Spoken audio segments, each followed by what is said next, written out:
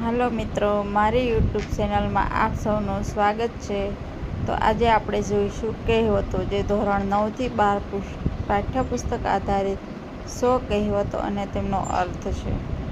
પહેલું, અધૂરો ઘડો વધારે છલકે, તો ઓછું જ્ઞાન ધરાવનાર બધું દેખાડો કરે. બીજું, અંધે બહેરું કૂટવું, વિચાર્યા વગર કામ કરવું. ત્રીજું, અંધેરી નગરી ચોપટ રાજા, અવ્યવસ્થિત શાસન. ચોથું, આંબા વાવવા ને બાવળ ઉગવા, અપેક્ષા વિરુદ્ધ પરિણામ આવવું.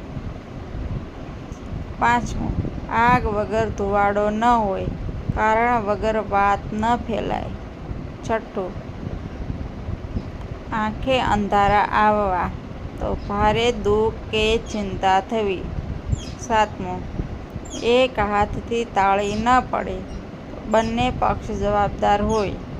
આઠમું, એક પંથ દો કાજ, એક કાર્યથી બે લાભ. નવમું, ઊંટના મોંમાં જીરું, તો જરૂરિયાત કરતાં વધુ ઓછું. 10મું, ઊંટ પર્વત નીચે આવવો, તો અભિમાન ઉતરી જવું. 11, કાગડાને દહીં થરવું, અયોગ્યને સારી વસ્તુ મળવી. 12, કાળજા પર પથ્થર મૂકવો, તો મન કઠોર કરવું. 13, કાંકરે કાંકરે પાળ બંધાય, થોડું થોડું કરીને મોટું કામ થાય. 14, કૂતરાની પૂંછડી વાંકી તે વાંકી, સ્વભાવ ન બદલાય. 15, કૂવામાં હોય તો હવાડામાં આવે, પોતાની પાસે હોય તો જ આપી શકાય. 16, ખાલી છણો વાગે ઘણો, અજ્ઞાની વધુ બોલે. 17, ખોજ્યો પહાડ ને નીકળ્યો ઉંદર, મોટી મહેનતનું નાનું પરિણામ. 18, ગધાડાને ગોળનું મૂલ્ય શું, મૂલ્યની સમજ ન હોવી.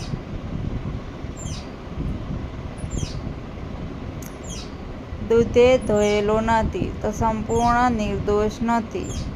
નાસતા આવડે નહીં ને આંગણું વાંકવું, પોતાની ખામીનો દોષ બીજાને આપવો. નાક કપાવવું, અપમાન થવું. નાક ઊંચું રાખવું, માન જાળવવું. નામ મોટા ને દર્શન ખોટા, વખાણ પ્રમાણે ગુણ ન હોવા. 900 ઉંદર મારી બિલાડી હજ કરવા નીકળી, પાપ કર્યા પછી ધાર્મિક દેખાવ કરવો. પાણી પહેલા પાળ બાંધવી, આગોતરી તૈયારી કરવી.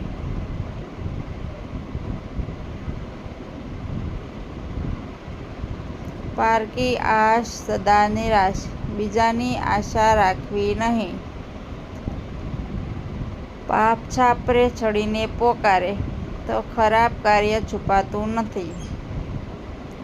બગલમાં છુરી ને મોંમાં રામ, ઉપરથી ભલા ને અંદરથી ખરાબ. બળતામાં ઘી હોમવું, દુઃખમાં વધારો કરવો. 12 ગાઉને બોલી બદલાય, સ્થળ પ્રમાણે ફેરફાર થાય. બેસે તેને ભાગ્ય બેસે, આળસુને સફળતા ન મળે. મણ મણની વાત કણ કણમાં સમજવી, સમજદાર હોવું. મન હોય તો માળવે જવાય, દ્રઢ ઈચ્છાથી કાર્ય થાય. મીઠું બોલે તે મીઠું ખાય, સૌજન્યથી લાભ થાય. માથું ખાવું તો હેરાન કરવું. મોઢે મીઠું ને પેટમાં છરી, તો કપટી સ્વભાવ. યથા રાજા તથા પ્રજા, તો નેતા મુજબ પ્રજા હોય. રાત થોડી ને વેશ ઝાઝા, સમય ઓછો ને કામ વધારે. રાઈનો પર્વત બનાવવો, નાની વાતને મોટી બનાવવી. લાખ વાતની એક વાત, મુખ્ય વાત. લોભે લખણ જાય, લાલચથી ગુણ નષ્ટ થાય. વાડસ ચીભડા ગળે, રક્ષક જ નુકસાન કરે.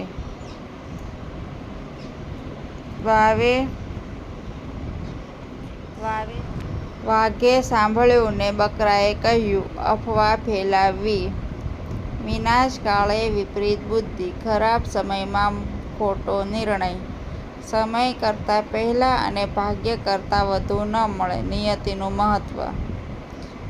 ઘરનો જોગી જોગટો, પોતાના માણસની કદર ન થવી. ઘી સીધી આંગળીએ ન નીકળે તો કડક પગલાં લેવા પડે. ચોરીની દાઢીમાં તણખલું તો ગુનેગાર પોતે જ શંકા ઉપજાવે. 4 દિવસની ચાંદની એ ટૂંક સમયની પ્રસિદ્ધિ.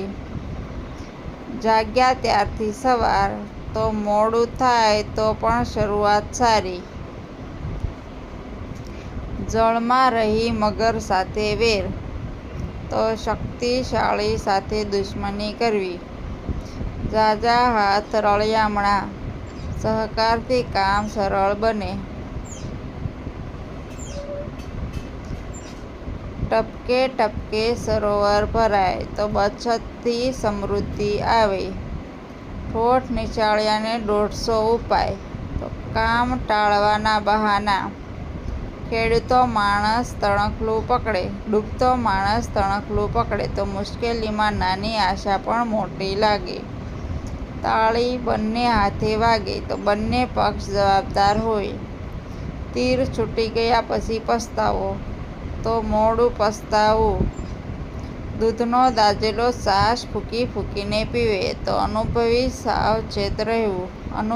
સાવચેત રહેવું. દૂધે ધોયેલો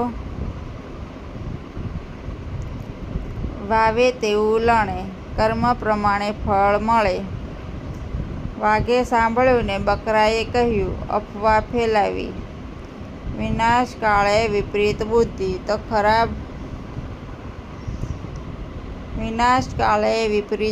તો ખરાબ સમયમાં ખોટો નિર્ણય. સમય કરતાં પહેલાં અને ભાગ્ય કરતાં વધુ ન મળે. નિયતિનું મહત્વ. 100 સોનારની ને 1 લુહારની, તો 1 મક્કમ પ્રયત્ન અસરકારક. હાથ કંગનને આરસી શું? સ્પષ્ટ બાબતે પુરાવાની જરૂર નથી. હાથ ધોઈને પાછળ પડવું, તો સતત હેરાન કરવું.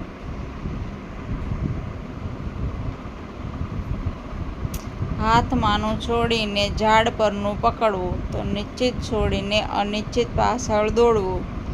હાથે કરીને દુઃખી થવું, તો પોતે મુશ્કેલી ઊભી કરવી.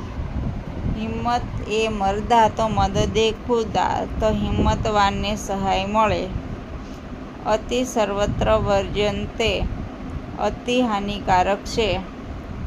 પોતાનો હાથ જગન્નાથ, સ્વાવલંબન શ્રેષ્ઠ. ભેંસ આગળ ભાગવત, તો અસમજદારને જ્ઞાન આપવું વ્યર્થ છે. સોનામાં સુગંધ ભળવી, તો સારા પર વધુ સારું.